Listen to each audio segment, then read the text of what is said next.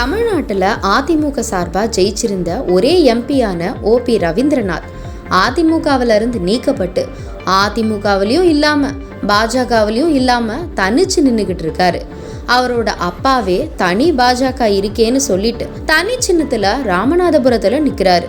இந்த நிலையில் வாய்ப்பு கிடைச்சா நடிகர் விஜயோட கட்சிக்கு கூட இணைஞ்சு செயல்பட தயாராக இருக்கிறோன்னு சொல்லியிருக்காரு.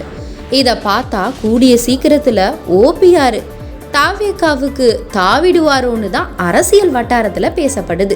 அன்பு சகோதரர் நடிகர் விஜய் அவர் பல்வேறு நலத்திட்டங்களை செய்து கொண்டிருக்கின்றார். யார் நலத்திட்டங்கள் செய்தாலும் மக்கள் செய்தாலும் நல்ல விஷயம்தான். ஸோ அடுத்த கட்ட முயற்சியாக அரசியல் கட்சி தொடங்கி அடுத்த பரிணாம வளர்ச்சிக்கு அவர் இது ஆசைன்னு சொல்ல முடியாது. சில பேருக்கு எப்படி சொல்றது, மோட்டிவேஷனாக இருக்கும். அப்போ அந்த ஒரு மோட்டிவேஷன், அந்த ஒரு லட்சியம், மோட்டிவேஷன் தமிழில் லட்சியம் அந்த பாதையில் அவர் பயன்படுத்தினா தமிழ்நாட்டு மக்களுக்கு நல்ல ஒரு பாதையை வகுத்து தந்தால் அவரோட இணைந்து செயல்படுவதற்கு நாங்கள் தயாராக இருக்கிறோம்.